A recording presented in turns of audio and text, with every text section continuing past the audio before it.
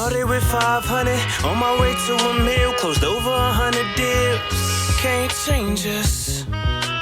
It's the game changers. It's the game changers. You want to ask yourself every single day, am I doing everything possible to reach that goal?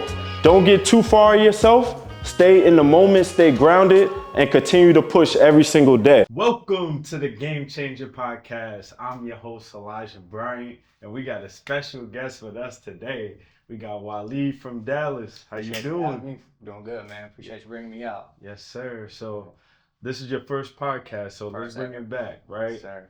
Talk about your upbringing and how was Dallas growing up? So I grew up in San Francisco. Okay. Moved to Dallas like 5 years ago, but come from really humble beginnings. We just made our way. You know what I mean? What made you move to Dallas from San Francisco? Family. Family. So my dad passed away when I was 19, so back in 2015.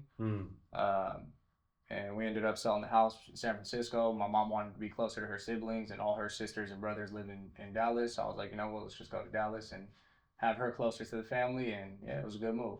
Do you like Dallas better than San Francisco? Man, each place got its perks. Mm-hmm.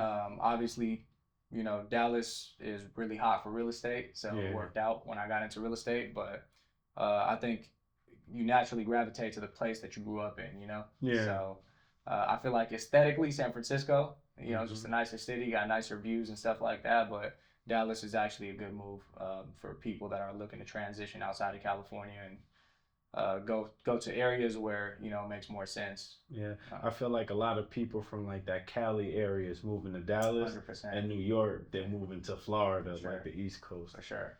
You You know, get more bang for your buck in Dallas. Exactly. Or Texas in general, but Mm-hmm. So, did you go to college? no college. No college, straight hustle. Straight hustle. Yeah. So, what was you doing before real estate? So before real estate in 2020, I started a hotshot trucking company, transportation business. So I was hauling cars from Texas to California. I was going to California probably like 2, sometimes 3 times a month. Wow. So I purchased all my equipment, got the truck, trailer, everything, and I was ready to go, and then COVID hit.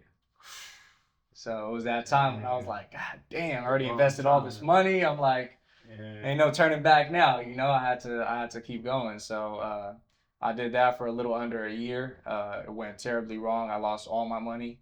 I wrecked like probably 7 or 8 cars, Dang. along the way. And but everything, it worked out because everything, it was a blessing and a curse at the same time, because Mm-hmm. I was going through such a hard time, but during those times when I was on the road, I was spending that time listening to podcasts. Driving to California is a 25-hour drive. Yeah. So I'm listening to every podcast you could think of, trying to really soak in the wholesaling game and really understand it, because I knew that it was only a matter of time before I pulled the plug on the trucking business, and I had to dive 110 miles an hour into the wholesaling business. Yes, sir. So failing wasn't an option with the wholesaling business at all. Right. What was one of those like podcasts you was listening to, if you could remember? Man, ones that come to mind is definitely like Brent Daniels, Max Maxwell. The dudes that were kind of more popular, more active then. Brent Daniels is still active today. Max Maxwell I don't really see as much, but back then it was just like type in wholesale and real estate on YouTube and like Max Maxwell pops up. So I soaked in a few of his videos and just a few other people as well, but I would say that's probably like the main one that I was looking at the time. That's what's up. I was doing the same exact thing around that time. Shout out to Brent and Max. Mm-hmm. Now, your transition into like actually doing it, Mm-hmm. what was that? Did you buy a course? Did you just learn from YouTube and jumped in? Yeah, so it was January 2021. I brought my last load back from California. Mm-hmm. And I was like, I'm done. It was like, that was the day. I was like, I'm done with this. So I ended up parking up the truck and trailer and just went back to my apartment, and I was like, I'm gonna figure this out. You know what I mean? And, I went and continued watching the videos, but I feel like my superpower at the time was I didn't, how a lot of people get analysis paralysis. Yeah. I just executed, bro. Mm-hmm. You know what I mean? Mm-hmm. By week 2, I drove from Dallas to Oklahoma to meet up with this guy who owned 130 pieces of land. Mm. He was buying them at the tax auction for really cheap, and At the time, I didn't really know any better. I was like, man, I made contact with this guy. He was like 90 years old. He had 130 pieces of land. I was like, something's gonna happen. Right. So I was like, hey man, I scheduled an appointment. I was like, hey, I want to come up there, shake your hand, and meet you in person. So not knowing any better, I put on a suit, drove my truck up there, 5.5 hours to Oklahoma, and mind you, at this time, I didn't even know what like a quitclaim deed or a warranty deed or any of this stuff was, right? Yeah. So I go sit there. He has a big ranch. He had like 100 acres in Oklahoma. Invites me to his ranch. I'm sitting with him and his family. You know, I'm trying to work my way through this conversation and not sound like I don't know what I'm doing. You know what I mean? Mm-hmm. And he's like, man, what you doing? You came up here wearing a suit like an Italian mobster. You're like, man, I wanted to invite you out on the ranch. So, but yeah, I mean, nothing transpired from that conversation. We didn't do any deals together, but it was just that I'm not going to overthink it. I'm going to go ahead and put my best foot forward, and whatever happens, happens. So that's what's up, because it reminds me of like when I got started. You don't have all the pieces, but you're just trying to put the pieces together from that puzzle. So you're going on every appointment, regardless if it's a deal or not, just to get that experience. 100%. See them face to face. So you jumped in straight into land. You didn't do houses? I did houses for like a month, maybe. Mm-hmm. And then I ended up meeting somebody through mutual friends. You know Malik Terrell? Yeah. Yeah, I met Malik through a mutual friend, and we started, you know, he was telling me about the land business and stuff like that. And I was like, land? Like, I was throwing land leads away at the time. You know, I wasn't even thinking about land. And then I ended up meeting somebody else. I don't know if you're familiar with McLean Bobbitt. Yeah, man, this guy is a beast. He's a legend. I highly encourage you have a conversation with him. Hop on the show. Hey, man, McLean, you're up next. But yeah, this guy just like, you know, he kind of took me under his wing, bro, and mentored me. You know, he had a couple years of experience in the business. Mm-hmm. He was doing crazy deals at the time, so he was kind of lacing me up on the land game, and you know, showed me the ropes essentially. And he gave me a nugget of information at the time that he thought went over my head. Mm-hmm. And I put it in my notes. We were at familiar with Donovan Ruffin. Yeah. We were at Donovan Ruffin's event, and he was having a conversation with me, gave me a nugget of information. I was like, wait, put it in my notes. I was like, I'm going to go implement that. Literally 2 weeks later, I locked up my first contract after 7 months of nothing. What was that nugget? Man, it was target the properties that are a lot harder to target. Target the properties that most people are not targeting. Okay? Yeah. So a common thing in our industry, obviously, is when people are pulling data. Mm-hmm. You know, let me ask you, what do you do with your data that you don't get a hit on when you go skip trace it? So we start off with texting. Mm-hmm. The people that don't answer or don't respond, we cold call. The people that we don't send an offer to or they don't say no, we send direct mail. Okay. And then from there, is basically on to the next list. But before you get there, so when you go skip trace the actual list, let's say you pull a list of 10,000 and you skip trace that list, right? There's going to be, let's say you get a hit for like 8,500, let's say, right? There's going to be 1,000, 1,500 properties on there where you don't get a phone number back, right? You can't put those into a dialer, into SMS, into any of that stuff because you're not going to reach the person, right? There's no phone number available. However, that person still owns the property. That's a fact. So that's the golden nugget right there, is you're going after the ones where you can't just, it's not putting it in a dialer or sending out SMS and a VA can handle it. It's like something is going on here. There's a number not associated to this person for a reason. Are they deceased? Do they not have a cell phone in their name? Because if either one of those are the cases, you're not reaching them, I'm not reaching them, and nobody else is. Facts. You know what I mean? So what are some tips that you use to reach those people? So a lot of the time, I specialize in messy title deals. And for those that don't know, how we define messy title is unclear heirship, dispute amongst family members, liens, judgments, back taxes, deceased owners. So any one of these things qualify under a messy title deal. A lot of the deals that I do, I'd say 95% of them, the owners on title are deceased. Okay, so in that situation, we're in Texas, we're kind of spoiled. We're an affidavit state. Yeah. So we could kind of go around the probate process most of the time when it comes to land below a certain amount. So that's a game changer. Oh right, yeah, it's huge. It's huge. So I mean, targeting the deceased owners, you gotta go in and do deep research. You kind of got to be a stalker a little bit. You know what I mean? Yeah. So I go to Facebook, family, friends, possible relatives. I go down the line and try to figure out who it is. You got to read through obituaries. Right. Obituaries is going to tell you who has heirship. Yeah. You got to learn the interstate succession laws of Texas, so you know how the title trickles down to the heirs. So you know who you're going after, right? Yeah. So I could look at a property, I could underwrite a property and say, okay, I know this person's deceased. His wife is deceased. He had a child named so-and-so. He had another kid from a previous marriage. So I'm piecing all these things together and I'm finding my points of contact, right? And you contact them. Make contact with them. A lot of the times when it comes to land, Mm-hmm. it's not as much sentimental attachment as a house. Yeah. Right? It's a piece of dirt for the most part. Mm-hmm. Sometimes it's a piece of dirt that their grandpa bought That's crazy. 60 years ago. And as they come at me for that, it's Yeah. not just a piece of dirt. It's just dirt. It's not built on you. Yeah, I mean, it's different. If you had a house there, you grew up there, you had your first steps there, your memories and stuff like that, it's a little bit different than some raw land that maybe a family member purchased 50, 60 years ago. Exactly. So with that first deal, how much did you make? The total deal was $25,000. I JV'd with Malik Terrell on that deal. Okay. I pocketed 17, 18, something like that, and he made the rest. That's lit. Shout out to Malik. Shout out man. Malik, man. He was on the show too. Yes, sir. So God. now you got that deal. What were your next steps? Were you straight into messy title from that point? Or did this eventually grow into you doing that stuff? Yeah, it grew into me doing that. I wouldn't say that the next deal or two were messy title per se. I think at that point I was just hammering the phones with the land, So let's talk about that, because a lot of people that's watching this is completely brand new. They might be just hearing about real estate or land from this podcast. Right. So what does that look like, right? When you hammering the phones, is you doing it for hours? Like, go back into that point. Yeah. So at the beginning stages, it was. At the beginning stages, I was using AirCall. I was loading up the data into AirCall, and I'd sit on the phone for 8-10 hours a day. You're getting cussed out. You're getting nowhere. People want astronomical numbers for their property. And it's very discouraging, to say the least. So what keeps you going? You got to have your why. What pushes you? What are you doing it for? Yeah. Is it the job that you hate? Is it the family you got to take care of? Is it the car that you want to drive? Well, what is it? Why are we doing this? Exactly. You figure out what that is for you and keep that at the forefront, and you're not gonna stop. Yeah. If it matters that much to you, you're not gonna stop.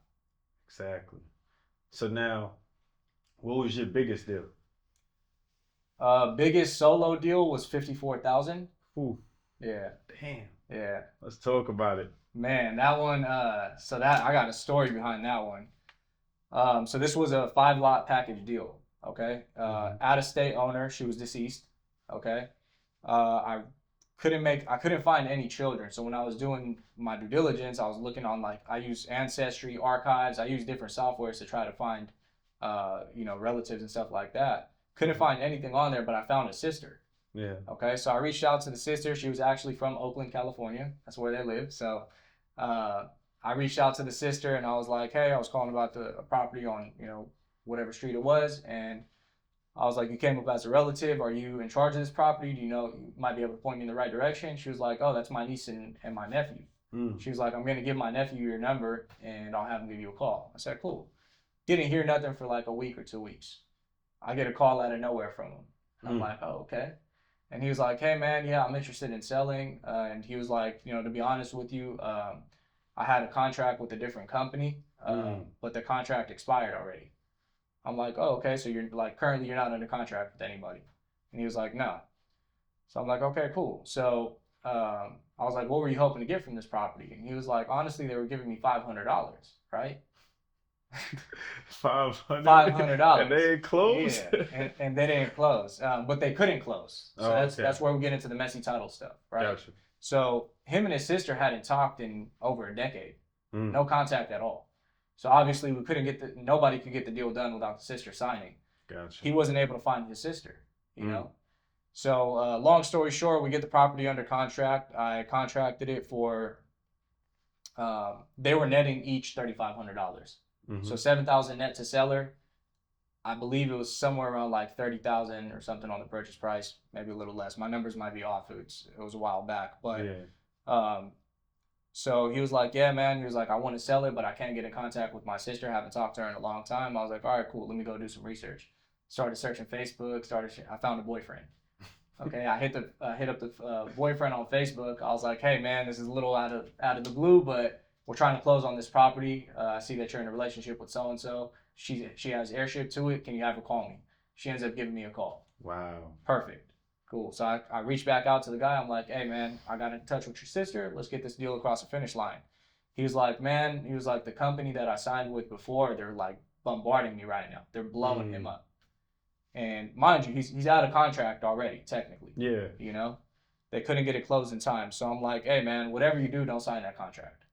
You know, don't sign any closing documents. Give me an opportunity to get this across the finish line for you. You're already out of contract.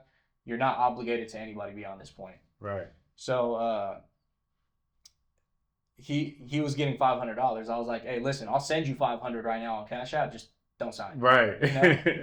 He was like, nah. He was like, I trust that you're gonna get it done. He was like, I'm not worried about it. I'm like, all right, cool.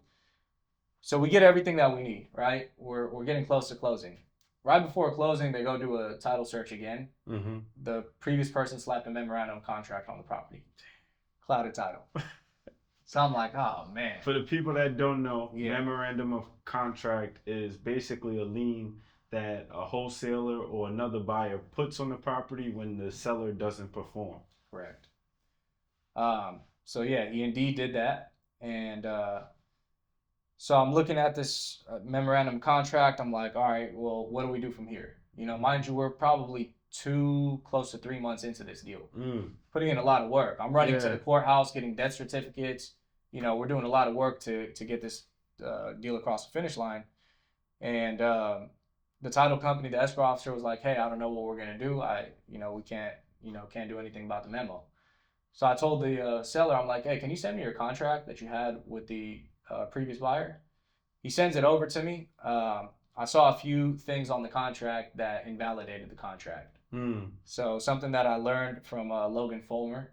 I don't know if you're familiar with Logan Fulmer. He's a real estate investor out of San Antonio. He does a messy title, but on a way larger scale. But something I learned from his event is when you're dealing with land, at least in Texas, you have to have the legal description on the contract. Okay? Wow. So that little nugget of information that I took from that event, I was looking over this contract. He didn't have the legal description. So no earnest money, no legal description. He had put in the special provisions of the contract that he was only covering up to $15,000 worth of liens and back taxes. This property had, I don't know, like 20 something. Okay. So I went back to the escrow officer. I'm like, hey, A, B, C, and D. I was like, there's no earnest money, no legal description. And per this contract, he wasn't going to close on it anyways. I was like, take this back to the underwriter and see what they say. And sure enough, she went back to the underwriter and she called me ecstatic. She was like, hey, we got the clear to close. Wow. They're removing the memorandum of contract off of the title commitment, and, we're good to go. And we ended up closing that out. 54, it was like 53 and some change. How'd that feel? Amazing, man. When you see a $53,000 wire hit, right? It hits different, man. There's days where prior to getting into any of these industries, prior to starting the trucking business or getting into wholesaling, working a regular 9-to-5 job, and trying to get ahead, man, it's hard to say 10 grand, right? Cost of living, So to see 53 hit in your account off of flipping a contract, I mean, of course, it's a great feeling. It's definitely worth it. Yeah. So, let's say somebody that's 18 years old, right? They're not sure what they want to do. They see us killing it in real estate, talking about land. What advice would you give them? Don't overcomplicate the process. I would say choose 1 to 2 people that you resonate with to, essentially follow their blueprint. There's 1,000 people teaching 1,000 different things in this industry, right? And I feel like we're probably all guilty of it to some degree, but when you're first starting out, when you're first trying to learn the business, you start watching every single YouTube channel you could come across. Right. And the reality of it is everybody has a different strategy, right? And we can't do all of them. So I would say, pick a path and follow it. What's crazy when it comes to all these land deals, believe it or not one of these the biggest land deals that I got, not one of them came off of a list. For real? Not one of them came So off of like me on a day. referrals? No. I'm leveraging county data. I use a county appraisal district. Mm. I use a county site and I use the GIS map, and I virtually drive for dollars. And you just contact them from there. Yeah. So I mean, when I'm virtually driving for dollars, it shows the name of the property owner, right? So Yeah. So whenever I see EST, it means it's an estate. So the person's deceased. So I already know right away to click on that property. Those are the people that you're Right. gonna focus on. Right. And you know what's wild? You're saving so much money from doing that compared to the profit. Yeah. You know, I mean, you are using your time though, For sure. but Yeah. the amount of profit because you're not pulling lists is substantial. Yeah, but I kind of got it to the point where, I mean, when things were hot, I was maybe spending like a couple hours a day working, if I'm being honest with you, you know? Yeah. So it wasn't like I was, when I first started out, I was sitting on the phone for 8 to 10 hours, right? Yeah. When I figured out this strategy, you're not making as many calls, right? You're not mass marketing. It's kind of like you're very niche, you know? So, the amount of calls that I was making, I would say it was maybe 10 to 15 for a deal. Yeah. That's like good. on the one property. Yeah. So it wasn't a whole lot. I mean, I was bootstrapping. I mean, I was running my entire operation for like $300 a month. Wow. Yeah. Damn. Yeah. So that's what's my up. cost of contract was practically nothing. Yeah. So yeah, I mean that model worked for me. I mean, more recently I started, I hired on a few people added to the team and trying to scale things. Started doing a little more mass marketing. But each time I tried mass marketing, I saw that you spend a ton of money. The deals are not as juicy. Yeah. But my method, takes a little bit longer, and that's something that I will say that everybody should know, that these deals are not overnight transactions. It's not going to be your 2-week close.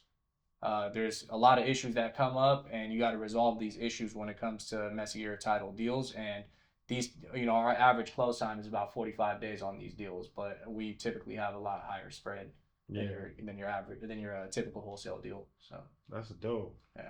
You got any last words you want to say to the viewers? Yeah, man. I'll say just don't quit. I read a story in the book Think and Grow Rich, and don't quote me on the story, but they said something along the lines that they were digging for gold, right? And they found a little bit of gold. They bought all this equipment to continue digging for gold, and they went dry, right? They couldn't find any more gold. They dug. They ran dry on the gold, and they went off and sold the equipment. The person that they sold the equipment to came back and started digging where they left off. And he found gold 3 feet away. So that's something that I kept in the back of my mind every day that I wanted to quit. When I was first starting out, 7 months of calling people, of getting cussed out, feeling like you're not making any progress, no money coming in, I kept telling myself you're 3 feet away from gold. And eventually it cracked and it happened. And that's really like this in this business today. 100%. You're 3 feet from gold. I love that, bro. So if y'all want the plan on how to flip land, y'all know where to come. Game changers. That was lit.